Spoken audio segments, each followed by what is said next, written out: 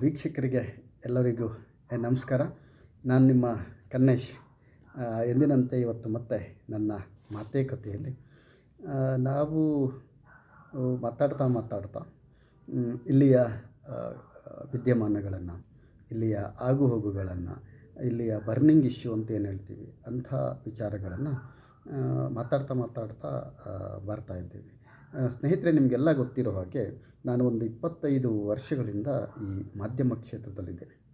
ಪ್ರಾರಂಭಿಕವಾಗಿ ಒಂದು 5.5 ವರ್ಷ ಈ ಟಿ ವಿ ಕನ್ನಡದ ಈ ನ್ಯೂಸಿನ ಅಂದರೆ ನ್ಯೂಸ್ ಚಾನೆಲ್ಗಳ ಚಹರೆಯನ್ನು ಬದಲಾಯಿಸಿರುವಂತಹ ಒಂದು ವಾಹಿನಿ.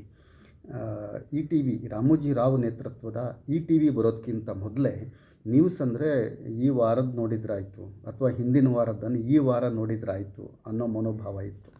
ನಾವೆಲ್ಲ ಬಹುತೇಕ ಜನರು ನಾವು ಎಮ್ ಎ ಇನ್ ಜರ್ನಲಿಸಮ್ ಅಂದರೆ ಪತ್ರಿಕೋದ್ಯಮದಲ್ಲಿ ಸ್ನಾತಕೋತ್ತರ ಪದವಿಯನ್ನು ಪಡ್ಕೊಂಡಿರುವಂಥ ಭಾಳಷ್ಟು ಜನ ನಾವು 2000ನೇ ಇಸ್ವಿಯಲ್ಲಿ ಈ ಮಾಧ್ಯಮ ಕ್ಷೇತ್ರವನ್ನು ಪ್ರವೇಶಿಸ್ತೀವಿ.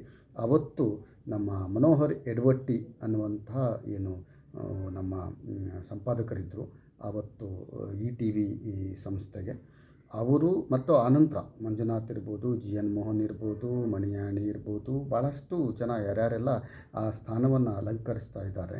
ಈ ಟಿ ವಿಯಲ್ಲಿ ಒಂದು ಜಾತ್ಯತೀತವಾದಂತಹ ಮತ್ತು ಜನಪರವಾಗಿರುವಂತಹ, ಇವತ್ತು ಮಾಧ್ಯಮಗಳ ಸ್ಥಿತಿ ಏನಾಗಿದೆ ಅಂತಂದರೆ, ಇವತ್ತು ನಿನ್ನೆ ರಾಹುಲ್ ಅವರು ಭಾಳ ಅದ್ಭುತವಾಗಿ ಮಾತನಾಡಿದ್ದಾರೆ. ಏನಂತಂದರೆ, ನೀವು ಯಾರ ಪರವಾಗಿ ಮಾತಾಡ್ತಿದ್ದೀರಿ, ನೀವು ಯಾರನ್ನು ಮಾತಾಡ್ತಿದ್ದೀರಿ ಅನ್ನೋ ಏನಾದರೂ ವಿವೇಕ ನಿಮಗಿದೆಯಾ? ನೀವು ಇವತ್ತು ಯಾರೋ ಒಬ್ಬನು ನಿಂತರು ಕೂತರು ಸುದ್ದಿಯನ್ನು ಮಾಡ್ತಾಯಿದ್ರಿ, ಅದರಿಂದ ಏನಾದರೂ ಪ್ರಯೋಜನ ಇದೆಯಾ ಜನರಿಗೆ? ಜನರ ಸಮಸ್ಯೆಗಳ ಬಗ್ಗೆ ಮಾತಾಡ್ಲಿಕ್ಕೆ ಬೇಕಷ್ಟಿದೆ. ಆ್ಯಸ್ ಮೀಡಿಯಾ ಮಾಧ್ಯಮದವರಾಗಿ ನೀವು ನೀವು ಹೋಗ್ತಾ ಇರುವಂಥ ನಡೆ ಸರಿ ಇದೆಯಾ ಅಂತ ಹೇಳ್ಕೊಂಡು ರಾಹುಲ್ ಗಾಂಧಿಯವರು ಪ್ರಶ್ನೆಯನ್ನು ಮಾಡಿದ್ದಾರೆ. ಸ್ನೇಹಿತರೆ, ರಾಹುಲ್ ಗಾಂಧಿಯವರು ಪ್ರಶ್ನೆ ಮಾಡಲಿ ಅಥವಾ ನಾನು ಪ್ರಶ್ನೆ ಮಾಡಲಿ ಅಥವಾ ನಮ್ಮ ಥರದ ಮನೋಭಾವದವರು ಇವತ್ತು ಭಾಳ ಪ್ರಾಮಾಣಿಕವಾಗಿ ಇವತ್ತಿನ ಈ ವಸ್ತುಸ್ಥಿತಿ ಬಗ್ಗೆ, ಈ ದೇಶದ ಬಗ್ಗೆ, ಈ ಜನತೆ ಬಗ್ಗೆ ಪ್ರಶ್ನೆ ಮಾಡಿದಾಗೆಲ್ಲ ಒಂದು ಸಮೂಹ ಇದೆ, ಅವ್ರದ್ದು ಯಾವಾಗಲೂ ಹಾಗೆ ಅವರಿಗೆ ತಮ್ಮದು ಮೂಗಿನೇರಕ್ಕಾಗಬೇಕು. ಸ್ನೇಹಿತರೆ, ನಾವೆಲ್ಲ ಗಮನಿಸಬೇಕು, ಈ ಲೋಕ ಹೇಗಿದೆ ಅಂತಂದರೆ, ಈ ಪ್ರಪಂಚ ಹೇಗಿದೆ ಅಂತಂದರೆ, ನಾವು ಪ್ರಾರಂಭಿಕವಾಗಿ ಧಾರ್ಮಿಕವಾದಂಥ ಒಂದು ವ್ಯವಸ್ಥೆಯಿಂದ ಬಂದಂಥವ್ರು.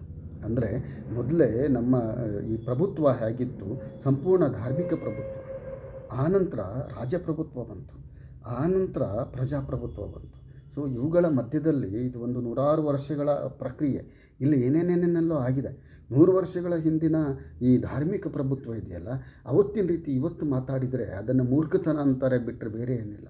ಆದರೆ ಈ ಈ ವ್ಯವಸ್ಥೆ ಇದೆಯಲ್ಲ, ಈ ಧಾರ್ಮಿಕತೆಯನ್ನು ಮುಂದಿಟ್ಕೊಂಡು ಎಲ್ಲವನ್ನ ಮಾಡುವಂಥದ್ದು, ರಾಜಕೀಯ ಅಧಿಕಾರ ಇರ್ಬೋದು, ಆಡಳಿತ ಇರ್ಬೋದು, ಅಥವಾ ಇಡೀ ಸಮಾಜವನ್ನು ನಿಯಂತ್ರಿಸುವಂತಹ ಒಂದು ಬಹಳ ವ್ಯವಸ್ಥಿತ ಪಟ್ಟಭದ್ರರ ಸಮುದಾಯ ಅಥವಾ ಪರಿವಾರ ಏನಿದೆಯಲ್ಲ, ಅವರ ದೃಷ್ಟಿಕೋನ ಬೇರೆ ಏನಿಲ್ಲ. ಜನಸಾಮಾನ್ಯರ ಪರವಾಗಿ ಅವ್ರು ಎಂದೂ ಮಾತಾಡಲ್ಲ.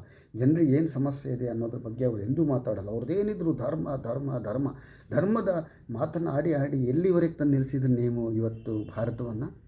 ನಾನೊಂದು ಸಣ್ಣ ಎಕ್ಸಾಂಪಲ್ ನಿಮ್ಗೆ ಹೇಳ್ತೀನಿ. ಇಲ್ಲಿ ಸಿದ್ದಾಪುರದಲ್ಲಿ ಮೊನ್ನೆ ಈ ನಮ್ಮ ಅಘನಾಶಿನಿ ಉಳಿಸಿ ಅನ್ನುವಂಥ ಒಂದು ಹೋರಾಟ ಆಯಿತು. ಅದು ರವೀಂದ್ರನಾಥ್ ನಾಯಕ್ ನೇತೃತ್ವದಲ್ಲಿ ನಡೆದಿರುವಂಥದ್ದು. ರವೀಂದ್ರನಾಥ್ ನಾಯಕರು ಸುಮಾರು ಒಂದು 35 ವರ್ಷದಿಂದ, ಅಂದರೆ ಹೆಚ್ಚು ಕಡಿಮೆ ಒಂದು 4 ದಶಕಗಳಿಂದ ಈ ಅರಣ್ಯ ಅತಿಕ್ರಮಣದಾರರ ಪರವಾಗಿ ಮಾತಾಡ್ತಿದ್ದಾರೆ. ಅದಕ್ಕಿಂತ ಹಿಂದೆ ದಿನಕರ್ ದೇಸಾಯಿಯವರು ಇಲ್ಲಿ ಯಾರು ಲ್ಯಾಂಡ್ಲೆಸ್ ಇದ್ದಾರೆ, ಇಲ್ಲಿ ಯಾರು ಅರಣ್ಯವನ್ನು ಅತಿಕ್ರಮಿಸಿದ್ದಾರೆ ಅವ್ರ ಬಗ್ಗೆ ಮಾತಾಡ್ತಾರೆ. ದಿನಕರ್ ದೇಸಾಯಿಯವರು ಸಂಸದರಾಗಿದ್ದಾಗ ಮತ್ತು ಸಂಸದರಾಗುವಂಥ ಪೂರ್ವದಲ್ಲಿ, ಆನಂತರ ಕೂಡ ರಾಮಕೃಷ್ಣ ಹೆಗಡೆಯವರು ಮಂತ್ರಿ ಇರ್ತಾರೆ, ಮುಖ್ಯಮಂತ್ರಿ ಇರ್ತಾರೆ. ಆ ಸಂದರ್ಭದಲ್ಲಿ ರಾಮಕೃಷ್ಣ ಹೆಗಡೆಯವರ ವಿರುದ್ಧ ಒಂದು ಪ್ರತಿಭಟನೆಯನ್ನು ಮಾಡಿ ಇಲ್ಲಿಯ ಜನರು ಭೂಮಿ ಸಮಸ್ಯೆಯಿಂದ ಬಳಲ್ತಾ ಇದ್ದಾರೆ. ಇಲ್ಲಿ ಅರಣ್ಯ ಭೂಮಿ ಹೆಚ್ಚಿರೋದ್ರಿಂದ ಅನಿವಾರ್ಯವಾಗಿ ಇಲ್ಲಿ ಅರಣ್ಯ ಭೂಮಿಯನ್ನು ಅತಿಕ್ರಮಿಸಿದ್ದಾರೆ, ಅದರ ಪರವಾಗಿ ನೀವು ಕಾನೂನನ್ನು ಮಾಡಿ ಅಂತ ಹೇಳಿಕೊಂಡು ದಿನಕರ್ ದೇಸಾಯಿಯವರು ಕೇಳ್ತಾರೆ. ಸ್ನೇಹಿತರೆ, ನೀವೆಲ್ಲ ಗಮನಿಸಿರಿ, ಇವತ್ತು ಅರಣ್ಯ ಅತಿಕ್ರಮಣ ವಿಚಾರ ಇರ್ಬೋದು ಅಥವಾ ಅರಣ್ಯ ಭೂಮಿಯನ್ನು ಸಕ್ರಮ ಮಾಡುವಂಥ ಹಿನ್ನೆಲೆಯಲ್ಲಿ ಯಾವುದೇ ದಾಖಲಾತಿಯನ್ನು ಕೇಳಿದರೆ 1978 ಪೂರ್ವ ಅಂತ ಹೇಳ್ತಾರೆ. ಅಂದರೆ 1970ರ ದಶಕದಲ್ಲಿ ಈ ಅರಣ್ಯ ಸಚಿವಾಲಯ ಏನಿತ್ತು, ಅರಣ್ಯ ಇಲಾಖೆ, ಇದು ರಾಜ್ಯ ಸರ್ಕಾರದ ಅಡಿಯಲ್ಲಿತ್ತು. ಆನಂತರ ಇದನ್ನು ಕೇಂದ್ರಕ್ಕೆ ವರ್ಗಾವಣೆ ಮಾಡಲಾಯಿತು. ಕೇಂದ್ರಕ್ಕೆ ವರ್ಗಾವಣೆ ಮಾಡುವಂಥ ಸಂದರ್ಭದಲ್ಲಿ ಇಲ್ಲಿ ಕೆಲವು ಕಾನೂನುಗಳನ್ನು ಮಾರ್ಪಾಟು ಮಾಡಿ ಜನಸಾಮಾನ್ಯರಿಗೆ ಅನುಕೂಲ ಮಾಡಿಕೊಡ್ಬೇಕಾಗಿತ್ತು. ಆದರೆ ಆ ಥರ ಆಗಿಲ್ಲ. ನೀವು ಮಲೆನಾಡು ಭಾಗದಲ್ಲಿ ನೋಡಿ, ಮಲೆನಾಡು ಭಾಗದಲ್ಲಿ ಇದ್ದಿದ್ದರಲ್ಲಿ ಲ್ಯಾಂಡ್ ರಿಫಾರ್ಮ್ ಆ್ಯಕ್ಟು ಚೆನ್ನಾಗಿ ಜಾರಿಯಾಗಿದೆ. ಆದರೆ ಭಾಳಷ್ಟು ಜನ ಪಟ್ಟಭದ್ರರು, ಸ್ಥಿತಿವಂತರು, ಶ್ರೀಮಂತರು ಕಾನೂನನ್ನು ತಮ್ಮ ಮೂಗಿನ ನೇರಕ್ಕೆ ಬಳಸ್ಕೊಂಡು ಇವತ್ತು ಕೂಡ ದೊಡ್ಡ ಪ್ರಮಾಣದ ಜಮೀನ್ದಾರರಾಗಿದ್ದಾರೆ. ಅವ್ರ ಮನೆಯಲ್ಲಿ ಕೆಲಸ ಮಾಡ್ತಾ ಇರುವಂಥ, ಫಾರ್ ಎಕ್ಸಾಂಪಲ್ ಹಸ್ಲರ್ ಸಮುದಾಯ ಇದೆಯಲ್ಲ, ಇವರು ಇಲ್ಲಿಯ ಶ್ರೀಮಂತರ ಮನೆಗೆ ಕೆಲಸ ಮಾಡಲಿಕ್ಕೆ ಬಂದಂಥವ್ರು. ಅವರು ನಿಜವಾದ ಬುಡಕಟ್ಟುಗಳು. ಅವರು ಅರಣ್ಯವನ್ನು ಅತಿಕ್ರಮಣ ಮಾಡಿಕೊಂಡು ತಾವು ಮಾಡಿಕೊಂಡಿರುವಂಥ ಅರಣ್ಯ ಭೂಮಿ ಅತಿಕ್ರಮಣದ ದಾಖಲೆಗಳನ್ನು ಕೂಡ ಇಟ್ಕೊಂಡಿಲ್ಲ. ಅಂದರೆ ಈ ಸಮಾಜದಲ್ಲಿ ಎಷ್ಟೊಂದು ಅಸಮಾನತೆ. ನೀವು ಸರ್ಕಾರದ ಕಾನೂನನ್ನು, ಸರ್ಕಾರದ ನೀತಿ ನಿಯಮಗಳನ್ನು ನಿಮಗೆ ಪೂರಕವಾಗಿ ಬದಲಾಯಿಸ್ಕೊಂಡು ಏನೇನೋ ಮಾಡ್ತಾ ಇರ್ತೀರ. ಅದರ ಜೊತೆಗೆ ಅಟ್ಲೀಸ್ಟ್ ನಿಮ್ಮ ಜೊತೆಗಿರುವಂತಹ ಬಡವರಿಗೆ, ಅಸಹಾಯಕರಿಗೆ, ತಬ್ಬಲಿ ಜಾತಿಗಳೇ ಯಾರು ಕಷ್ಟದಲ್ಲಿದ್ದಾರೆ ಅವರಿಗೆ, ಅವರ ಪರವಾಗಿ ನೀವು ನಿಮ್ಮ ನೀತಿ ನಿಯಮಗಳನ್ನು, ನಿಮ್ಮ ಮನಸ್ಸನ್ನು ಬದಲಾಯಿಸೋದಿಲ್ಲ, ಅವ್ರಿಗೆ ಪೂರಕವಾಗಿ ನೀವೊಂದು ಧ್ವನಿಯನ್ನು ಎತ್ತೋದಿಲ್ಲ ಅಂತಂದರೆ ನಿಮ್ಮ ಸ್ವಾರ್ಥ ಯಾವ ಮಟ್ಟಿಗಿನದು ಅನ್ನೋದ್ರ ಬಗ್ಗೆ ಜನತೆ ಸಹಿತ ಯೋಚನೆ ಮಾಡಬೇಕು. ನಾನು ಈ ಅಘನಾಶಿನಿ ಹೋರಾಟ ಮತ್ತು ರವೀಂದ್ರನಾಥ್ ನಾಯಕರ ನೇತೃತ್ವದಲ್ಲಿ ನಡೀತಾ ಬರ್ತಾ ಇರುವಂಥ ಅರಣ್ಯ ಭೂಮಿ ಅತಿಕ್ರಮಣದ ಹೋರಾಟವನ್ನು ನಾನು ಪ್ರಾಸ್ತಾವಿಕವಾಗಿ ತಗೊಂಡೆ. ಇದರ ಜೊತೆಗೆ ಇನ್ನೊಂದು ಇಲ್ಲಿ ಹಿಂದೂ ಸಮಾವೇಶ ಅಂತಾಯಿತು. ಆ ಹಿಂದೂ ಸಮಾವೇಶದಲ್ಲಿ ಭಾಳ ವ್ಯವಸ್ಥಿತವಾಗಿ ಮಾಡಿದರು. ನಗರದ ಬಹುತೇಕ ಶ್ರೀಮಂತರೆಲ್ಲ ಸೇರಿದ್ದರು. ಭಾಳ ಜನ ಬರ್ತಾರೆ ಅನ್ನೋಂಥ ನಿರೀಕ್ಷೆ ಇತ್ತು. ಆದರೆ ಹಾಗೆ ಆಗಲಿಲ್ಲ. ಆ ಸಭೆಗೆ ಬಂದಿರುವಂಥ ಸ್ವಾಮೀಜಿಗಳು, ಗೌರವಾನ್ವಿತ ಶ್ರೀ ಬ್ರಹ್ಮಾನಂದ ಸರಸ್ವತಿ ಸ್ವಾಮೀಜಿಯವರು ಹೇಳಿದ್ರಂತೆ, ಹಿಂದೂ ಸಮಾಜದ ಕಾರ್ಯಕ್ರಮ ಅಂತ ಹೇಳ್ತೀರಿ, ಇಲ್ಲಿ ಇಷ್ಟು ಜನ ಕಡಿಮೆ ಇದೆ ಅಂತ. ಯೋಚನೆ ಮಾಡಬೇಕು ಸಂಘಟಕರು, ನೀವು ಯಾರ ಪರವಾಗಿದ್ದೀರಿ? ಇವತ್ತು ರವೀಂದ್ರನಾಥ್ ನಾಯಕರಂಥ ಒಬ್ಬ ಏಕ ವ್ಯಕ್ತಿ ನೇತೃತ್ವದ ಹೋರಾಟಕ್ಕೆ 4-5 ಸಾವಿರ ಜನ ಬರ್ತಾರೆ. ನೀವು ನಗರದ ಶ್ರೀಮಂತರು ಎಲ್ಲರೂ ಛದ್ಮವೇಷ ಮಾಡೋದೇನು, ನಿಮ್ಮ ತಯಾರಿ ಏನು, ಎಲ್ಲದನ್ನು ಮಾಡಿದ್ರಿ. ನಿಮ್ಮ ಹತ್ರ ಸಾಧ್ಯ ಇರುವಂಥ ಎಲ್ಲ ಸರ್ಕಸ್ಗಳನ್ನು ಮಾಡಿದ್ರಿ. ಆದರೆ ಜನರನ್ನು ಸೇರಿಸ್ಲಿಕ್ಕೆ ಆಗಿಲ್ಲಲ್ಲ. ಯಾಕೆ ಅಂತಂದರೆ, ನೀವು ನಿಮ್ಮ ಮನಸ್ಸಿನಲ್ಲಿ ಇಟ್ಕೋಬೇಕು, ಇವತ್ತು ಜನರಿಗೆ ಬೇಕಾಗಿರೋದು ಭೂಮಿ, ಇವತ್ತು ಜನರಿಗೆ ಬೇಕಾಗಿರೋದು ಕೆಲಸ, ಇವತ್ತು ಜನರಿಗೆ ಬೇಕಾಗಿರೋದು ಒಂದು ಉದ್ಯೋಗದ ಭದ್ರತೆ, ಇವತ್ತು ಜನರಿಗೆ ಬೇಕಾಗಿರೋದು ಒಂದು ಭವಿಷ್ಯದ ಬಗ್ಗೆ ಸ್ಪಷ್ಟತೆ. ಇವುಗಳನ್ನೆಲ್ಲ ಮೀರಿ ಧರ್ಮ ಧರ್ಮ ಧರ್ಮ ಏನು ಮಾಡ್ತಿದ್ದೀರಾ? ಯಾರು ಪ್ರಯೋಜನ ತಗೊಳ್ತಿದ್ದಾರೆ? ನೀವು ಮಾಡ್ತಾ ಇರುವಂತಹ ಈ ಧರ್ಮ ಸಮಾವೇಶ ಇಂಥವೆಲ್ಲವುಗಳ ಲಾಭ ಯಾರಿಗಾಗ್ತಾಯಿದೆ? ನಿಮಗೆ ಫೈನಾನ್ಸ್ ಮಾಡಿದವರು ವಿಚಾರ ಹೇಳಲ್ಲ ನಾನು. ಯಾರ್ಯಾರೆಲ್ಲ ನಿಮಗೆ ನಾವೇನು ಮಾಡಬೇಕಂತೆಲ್ಲ ಬಂದರು, ಅವರು ಡೈರೆಕ್ಟ್ ಆರ್ ಇಂಡೈರೆಕ್ಟ್ ನಿಮ್ಮ ಈ ಧಾರ್ಮಿಕ ವಿಚಾರಧಾರೆಯ ಕೆಲಸಗಳು, ಚಟುವಟಿಕೆಗಳು, ಕೆಲವೊಂದು ಸಾರಿ ಈ ಸರ್ಕಾರವನ್ನು ಮಾಡುವಂತಹ ಹಿನ್ನೆಲೆಯಲ್ಲಿ ನೀವೇನೆಲ್ಲ ಮಾಡ್ತಿರಲ್ಲ ಸರ್ಕಸ್ಸು, ಇವುಗಳ ಎಲ್ಲ ಡೈರೆಕ್ಟ್ ಇಂಡೈರೆಕ್ಟ್ ಫಲಾನುಭವಿಗಳು ಮಾತ್ರ ನಿಮ್ಮ ಜೊತೆಗಿದ್ದಾರೆ. ಹಾಗಾಗಿ ನಿಮ್ಮ ಹತ್ರ ದೊಡ್ಡ ಸಮಾವೇಶಗಳನ್ನು ಮಾಡಲಿಕ್ಕೆ ಆಗೋದಿಲ್ಲ. ಮತ್ತು ನೀವು ಎಂದೂ ಜನಪರವಾಗಿ ನಿಂತಿಲ್ಲ. ಹಾಗಾಗಿ ಜನಪರತೆ ಅಂದರೆ ಈ ಭೂಮಿಯ ಬಗ್ಗೆ ಮಾತಾಡಬೇಕಾಗ್ತದೆ, ಇಲ್ಲಿಯ ನದಿಗಳ ಬಗ್ಗೆ ಮಾತಾಡಬೇಕಾಗ್ತದೆ, ಇಲ್ಲಿಯ ಜನಗಳ ಬಗ್ಗೆ ಮಾತಾಡಬೇಕಾಗ್ತದೆ, ಇಲ್ಲಿಯ ಜನಗಳ ಪರಿಸ್ಥಿತಿ ಏನಿದೆ ಅನ್ನೋದ್ರ ಬಗ್ಗೆ ಮಾತಾಡಬೇಕಾಗ್ತದೆ. ನಾನು ಉತ್ತರ ಕನ್ನಡ ಜಿಲ್ಲೆಯನ್ನು ಒಂದು ಕೇಂದ್ರೀಕರಣ ಮಾಡಿಕೊಂಡು ಸಿದ್ದಾಪುರ ತಾಲೂಕಿನ ವಿಚಾರವನ್ನೇ ಮಾತಾಡೋದಾದರೆ, ನಮ್ಮ ಸಿದ್ದಾಪುರದಲ್ಲಿರುವಂಥ ದಲಿತರ ಪರಿಸ್ಥಿತಿ ಎಷ್ಟಿದೆ. ಈಗ ಇತ್ತೀಚೆಗೆ ಇಲ್ಲಿ 1-2-3 ಫೋಕ್ಸೋ ಪ್ರಕರಣಗಳೆಲ್ಲ ಆಯಿತು. ಬರೀ 2-3 ಫೋಕ್ಸೋ ಪ್ರಕರಣಗಳಿಲ್ಲ, ಇಂಥ ಭಾಳಷ್ಟು ಪ್ರಕರಣಗಳಿದೆ. ಭಾಳಷ್ಟು ಪ್ರಕರಣಗಳನ್ನು ಮುಚ್ಚಿ ಹಾಕಲಾಗ್ತಾ ಇದೆ. ಕೆಲವು ಪ್ರಕರಣಗಳು ಮಾತ್ರ ಬಹಿರಂಗಕ್ಕೆ ಬರ್ತವೆ. ಈ ಹಿನ್ನೆಲೆಯಲ್ಲಿ ಯಾರ್ಯಾರು ಅಮಾಯಕರು ಪ್ರಾಣ ಕಳ್ಕೊಳ್ತಾರೆ, ಕೆಲವೊಬ್ಬರು ಸಂಬಂಧ ಇಲ್ಲದೆ ಇದ್ದಂಥವರು ಜೈಲನ್ನು ಸೇರ್ತಾರೆ. ಏನೇನೇನೇನೋ ಆಗ್ತಾಯಿದೆ ಸಾಮಾಜಿಕ ವ್ಯವಸ್ಥೆ. ಈಗ ನಾನು ನಿಮಗೆ ಹೇಳ್ತಾ ಇರೋದು ಏನು ಅಂತಂದರೆ, ಯಾವುದೇ ಒಂದು ಸಮಾಜದಲ್ಲಿ ಎಲ್ಲವರ ಆರ್ಥಿಕ ಸ್ಥಿತಿ ಚೆನ್ನಾಗಿದೆ ಅಂತಂದರೆ ಅವರೆಲ್ಲರೂ ಚೆನ್ನಾಗಿರ್ತಾರೆ. ಅರೆ ನೀವು ಯಾರೋ ಒಂದು 5% ಜನ ನಿಮಗೆ ಬೇಕಾಗಿರೋ ಥರ ಮಾತಾಡ್ತಾ, ನಿಮಗೆ ಬೇಕಾಗಿರೋ ಥರ ಸರ್ಕಾರದ ಬೇರೆ ಎಲ್ಲ ಅನುಕೂಲಗಳನ್ನು ಬಳಸ್ಕೊಳ್ತಾ ಬಹಳ ಜನರಿಗೆ ಈ ಸರ್ಕಾರದ ಅಭಿವೃದ್ಧಿಯ, ಇಲ್ಲಿಯ ಈ ದೇಶವನ್ನು ಕಟ್ಟಬೇಕಾಗಿರುವಂತಹ ಏನೊಂದು ಪ್ರಕ್ರಿಯೆ ಇದೆ, ಇಲ್ಲಿಯ ಪಾಲನ್ನು ನೀವು ಬಹುಸಂಖ್ಯಾತರಿಗೆ, ಬಡ ಜನರಿಗೆ, ಯಾರು ಅವಕಾಶ ವಂಚಿತರಿರ್ತಾರೆ ಅವರಿಗೆ ಹಂಚದೇ ಇದ್ದರೆ ಅದು ಸಾಮಾಜಿಕ ವ್ಯವಸ್ಥೆ ಸರಿಯಾಗಿ ನಡೆಯೋದಿಲ್ಲ. ಮುಂದೊಂದು ದಿವಸ ಅದು ಕ್ಷೋಭೆಗೆ ಕಾರಣ ಆಗ್ತದೆ.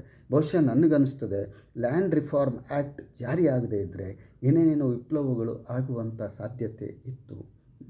ಹಾಗೆಯೇ ಇವತ್ತು ಕೂಡ ನೀವು ಸಾಫ್ಟ್ವೇರ್ ಅಂತ ಮಾತಾಡ್ತೀರಾ, AI ಅಂತ ಮಾತಾಡ್ತೀರಾ, ಆರ್ಟಿಫಿಷಿಯಲ್ ಇಂಟೆಲಿಜೆನ್ಸ್ ಅಂತ ಮಾತಾಡ್ತೀರಾ, ಮತ್ತೊಂದು ಏನೇನೇನೋ ಆಗಿದೆ, ಸಂಶೋಧನೆಗಳಾಗಿದೆ, ಅದರಿಂದ ಬೆನಿಫಿಟ್ಗಳಾಗಿದೆ, ಎಲ್ಲದೂ ಆಗ್ತಾಯಿದೆ. ಆದರೆ ಅದರಿಂದ ಎಷ್ಟು ಜನರಿಗೆ ಅನುಕೂಲ ಆಗಿದೆ ಮತ್ತು ಈಗಿರುವಂಥ ಸರ್ಕಾರ ವ್ಯವಸ್ಥೆ ಇದನ್ನು ಸಾರ್ವತ್ರಿಕವಾಗಿ ವಿತರಿಸುವಂಥ ವಿಚಾರದಲ್ಲಿ ಯಾವ ಥರದ ಕ್ರಮಗಳನ್ನು ಕೈಗೊಳ್ತಾ ಇದೆ? ಇವತ್ತು ಕರ್ನಾಟಕ ಸರ್ಕಾರ ಪಂಚ ಗ್ಯಾರಂಟಿ ಯೋಜನೆಗಳನ್ನು ಮಾಡಿದೆ. ಇದಕ್ಕಾಗಿ ಒಂದು ವರ್ಷಕ್ಕೆ 50,000 ಕೋಟಿಗಳಿಗಿಂತ ಹೆಚ್ಚು ಹಣವನ್ನು ವ್ಯಯಿಸ್ತಾ ಇದೆ. ಇದರ ಪರಿಣಾಮ ಏನಿದೆ? ಇದರಿಂದ ಬಡವರಿಗೆ ದುಡ್ಡು ಹೋಗ್ತಾ ಇರೋದರಿಂದ ಬಹುಶಃ ಬಡವರು ಒಂದು ಸಣ್ಣ ನಿಟ್ಟುಸಿರನ್ನು ಬಿಡಲಿಕ್ಕೆ ಸಾಧ್ಯ ಆಗ್ತಾಯಿದೆ. ಅವ್ರು ಯಾರೂ ಏನು ಆರಾಮಿಲ್ಲ, ಕೆಲಸ ಮಾಡದೆ ಮನೇಲಿ ಕೂತ್ಕೊಂಡಿಲ್ಲ. ನೀವು ಕೆಲವೊಬ್ಬರು ಈ ನಿಮ್ಮ ಮನೋಭಾವ ಇದೆಯಲ್ಲ, ನಾನು ಹಿಂದೆ ಹೇಳಿದೆ, ನಿಮ್ಮ ಮನಸ್ಥಿತಿ ಹೇಗಿದೆ ಅಂದರೆ ನೀವು ಮಾತ್ರ ತಿಂದುಂಡು ಸುಖವಾಗಿರಬೇಕು, ಬೇರೆಯವರೆಲ್ಲ ನಿಮ್ಮ ಸೇವಕರಾಗಿರಬೇಕು, ನೀವು ಹೇಳಿದ್ದೇ ಧರ್ಮ, ನೀವು ಹೇಳಿದ್ದೇ ವಿಚಾರ, ನಿಮ್ಮ ಧರ್ಮ ನಿಮ್ಮ ವಿಚಾರವನ್ನು ಒಪ್ಪದೇ ಇದ್ದವರು ದುಷ್ಟರಾಗ್ತಾರೆ, ದೇಶದ್ರೋಹಿ ಅಂತ ಹೇಳ್ತೀರಿ, ಭ್ರಷ್ಟರು ಅಂತ ಹೇಳ್ತೀರಿ. ಈ ಥರ ನೀವು ನಿಮ್ಮ ಮೂಗಿನ ನೇರಕ್ಕೆ ಯಾರ್ಯಾರನ್ನು ಭ್ರಷ್ಟರು ಮಾಡಿದ್ರಲ್ಲ ಅವ್ರು ಯಾರೂ ಭ್ರಷ್ಟರಲ್ಲ, ಭ್ರಷ್ಟರು ನಿಮ್ಮಲ್ಲಿದ್ದಾರೆ. ನೀವು ಮಾನಸಿಕವಾಗಿ ಭ್ರಷ್ಟರಾಗಿದ್ದೀರಿ. ನೀವು ಈ ದೇಶದ ಸಂಪತ್ತನ್ನು ಬಳಸ್ಕೊಂಡು ಇಲ್ಲಿ ಈ ಸರಿಯಾದ ಒಂದು ಜನಪರವಾದಂಥ ಆಡಳಿತ ಆಗದೇ ಇರುವ ಥರ ನೋಡ್ಕೊಳ್ತಾ ಇದ್ದೀರಿ. ಯಾವುದೇ ಸರ್ಕಾರ ಬರಲಿ, ಬೇರೆ ಬೇರೆ ಸರ್ಕಾರ ಬಂದಂಥ ಸಂದರ್ಭದಲ್ಲಿ ಅಲ್ಲಿಯ ನೀತಿ ನಿಯಮಗಳನ್ನು, ಅಲ್ಲಿಯ ಅಧಿಕಾರಿ ವರ್ಗವನ್ನು ಬಳಸ್ಕೊಂಡು ನೀವು ಜನಸಾಮಾನ್ಯರ ಮೇಲೆ ದಬ್ಬಾಳಿಕೆಯನ್ನು ಮಾಡಿಕೊಂಡು ನಿಮ್ಮ ಸೌಧವನ್ನು ಕಟ್ಕೊಳ್ತಾ ಇದ್ದೀರಿ. ಇದು ಭಾಳ ಕಷ್ಟಕ್ಕೆ ಬರ್ತದೆ. ನಿಮ್ಮ ಸೌಧದ ರಕ್ಷಣೆ ಆಗಬೇಕಿದ್ರೆ ನಮ್ಮ ಜನರು ಸುಖವಾಗಿರಬೇಕಾಗ್ತದೆ. ಹಾಗಾಗಿ ಈ ವಿಚಾರವನ್ನು ಮಾತಾಡ್ತಾ ನಾನು ಇನ್ನಷ್ಟು ಮಾತಾಡಲಿಕ್ಕಿದೆ ಸ್ನೇಹಿತರೆ. ಯಾಕಂತಂದರೆ ನಮ್ಮ ಸಾಮಾಜಿಕ ವ್ಯವಸ್ಥೆ, ನಮ್ಮ ರಾಜಕೀಯ, ನಾವು ಧಾರ್ಮಿಕದ ಬಗ್ಗೆ ಮಾತಾಡಲ್ಲ. ಯಾಕಂತಂದರೆ ಅದಕ್ಕೆ ಬೇರೆ ಇದೆ. ಅದ್ರ ಬಗ್ಗೆ ಕೂಡ ನಾನು ಬೇಕಾದ್ರೆ ಒಂದು ತಾಸು ಮಾತಾಡ್ಬೋದು. ನಾವು ಯಾಕೆ ಧಾರ್ಮಿಕತೆ ಬಗ್ಗೆ ಮಾತಾಡಬಾರ್ದು ಮತ್ತು ನಾವು ಯಾಕೆ ಧಾರ್ಮಿಕತೆಯನ್ನು ಅತಿ ವಿಜೃಂಭಿಸಬಾರ್ದು ಮತ್ತು ಈ ಧಾರ್ಮಿಕತೆಯ ಹೆಸರಿನಲ್ಲಿ ಯಾರು ಏನೇನೇನೋ ಮಾಡ್ತಿದ್ದಾರಲ್ಲ ಅವುಗಳನ್ನು ನಾವು ಯಾಕೆ ಒಪ್ಪಬಾರ್ದು ಅನ್ನೋ ಕಾರಣಕ್ಕೆ ನಾನು ಒಂದು ತಾಸು ಕೂಡ ಮಾತಾಡ್ಬೋದು. ಅದರ ಅಗತ್ಯ ಈಗಿಲ್ಲ. ವಾಸ್ತವವಾಗಿ ನಾನು ಇವತ್ತು ಇಲ್ಲಿಯ ಪರಿಸರ, ಇಲ್ಲಿ ಆಗ್ತಾ ಇರುವಂತಹ ಈ ಜೇನು ಕೂಡ ಇಲ್ಲಿ ಬದುಕದೇ ಇರುವಂತಹ ಪರಿಸ್ಥಿತಿ ಇದೆ. ಆಮೇಲೆ ನಮ್ಮ ನದಿಗಳು ಬರ್ತಾ ಇದ್ದಾವೆ. ನಮ್ಮ ಪರಿಸರ ಹೀಟ್ ಆಗ್ತಾ ಇರೋದರಿಂದ ಇಲ್ಲಿ ಜೇನು ಬೆಳೀತಾ ಇಲ್ಲ. ಆನಂತರ ವಿಪರೀತವಾದಂತಹ ಮಳೆ ಆಗ್ತಾ ಇದೆಯಲ್ಲ, ಅದರಿಂದ ನಮ್ಮ ಭಾಗದಲ್ಲಿ ಮಲೆನಾಡಿನಲ್ಲಿ ಅಡಿಕೆ ಬೆಳೆ ಸರಿಯಾಗಿ ಬೆಳೀತಾ ಇಲ್ಲ. ಹೀಗೆ ಏನೇನೇನೆಲ್ಲ ನಮಗೆ ಮಾತಾಡಲಿಕ್ಕಿದೆ. ಆದರೆ ಇದಕ್ಕೆ ಸಂವಾದಿಯಾಗಿ ನಾವೇನಂತಂದರೆ ಎಲ್ಲದನ್ನು ಒಂದೇ ದೃಷ್ಟಿಯಿಂದ ನೋಡೋದು, ಎಲ್ಲರೂ ಸುಖವಾಗಿದ್ದಾರಂತ ಅಂದ್ಕೊಳ್ಳೋದು. ನೀವು ಸುಖವಾಗಿದ್ದ ತಕ್ಷಣ ಜಗತ್ತು ಸುಖವಾಗಿರಲ್ಲ. ಈ ಜಗತ್ತಿನಲ್ಲಿ ಭಾಳ ಜನ ಶ್ರಮ ಪಡ್ತಾ ಇದ್ದಂಥವ್ರಿದ್ದಾರೆ, ಕಷ್ಟಪಡ್ತಾ ಇದ್ದಂತಿದ್ದಾರೆ. ಅಂಥವ್ರಿಗೆ ಕೂಡ ನಾವು ಧ್ವನಿ ಆಗಬೇಕು. ಆ ಹಿನ್ನೆಲೆ ನಮ್ಮ ಪ್ರಯತ್ನ ಆಗ್ತಾ ಇದೆ. ಆ ಕಾರಣಕ್ಕೆ ನೀವೇನಾದರೂ ಪಿತೂರಿಯನ್ನು ಮಾಡ್ತೀರಾ, ನೀವೇನಾದರೂ ವಿರೋಧವನ್ನು ಮಾಡ್ತೀರಾ, ನೀವೇನಾದರೂ ಷಡ್ಯಮಂತ್ರವನ್ನು ಮಾಡ್ತೀರಾ ಅಂತಂದರೆ ಅದಕ್ಕೆ ಹೆದರುವಂಥ ಮನುಷ್ಯ ನಾನಲ್ಲ. ಮತ್ತು ನಮ್ಮ ವಿಚಾರ ಏನಿದೆ, ನಮ್ಮ ವೈಚಾರಿಕತೆ ಏನಿದೆ, ನಾವು ಅಳವಡಿಸ್ಕೊಂಡು ಬದುಕ್ತಾ ಇರುವಂಥ ಸಿದ್ಧಾಂತ ಏನಿದೆ, ಅದು ಈ ನಮ್ಮಲ್ಲಿ ಹೇಳ್ತಾರೆ ತಟ್ಟಿ ಬಡಿದು ಹೆದರಿಸುವಂಥವರಿಗೆ ನಾವು ಹೆದರೋದಿಲ್ಲ ಅಂತ ಹೇಳ್ತಾ ಮತ್ತೆ ನಾವು ಸಿಗ್ತಾ ಇರೋಣ. ಮಾತುಕತೆಯಲ್ಲಿ ನನಗೆ ಭಾಳಷ್ಟು ವಿಚಾರಗಳನ್ನು ಮಾತಾಡಲಿಕ್ಕಿದೆ ಸ್ನೇಹಿತರೆ. ನಿಮ್ಮ ಜೊತೆ ಇಂಥ ವಿಚಾರಗಳನ್ನೆಲ್ಲ ಮಾತಾಡಬೇಕು ಅಂದ ತಕ್ಷಣ ಒಂದೊಂದು ಸಾರಿ ನಮ್ಮ ಸಬ್ಜೆಕ್ಟ್ ಡೈವರ್ಟ್ ಆಗುತ್ತೆ. ಆದರೂ ಕೂಡ ಅವೆಲ್ಲವೂ ಪ್ರಸ್ತುತ ವಿದ್ಯಮಾನಗಳೇ ಮತ್ತು ಜನರು ತಿಳ್ಕೊಳ್ಬೇಕಾಗಿರುವಂಥ ವಿಚಾರಗಳೇ ಅಂತ ಹೇಳ್ತಾ ಇವತ್ತಿನ ನನ್ನ ಮಾತುಕತೆಯನ್ನು ಮುಗಿಸ್ತಾ ಇದ್ದೀನಿ. ಎಲ್ಲರಿಗೂ ಧನ್ಯವಾದ. ಮತ್ತೆ ನಾವು ನಿರಂತರವಾಗಿ ಸಿಗ್ತಾ ಇರೋಣ. ಧನ್ಯವಾದಗಳು.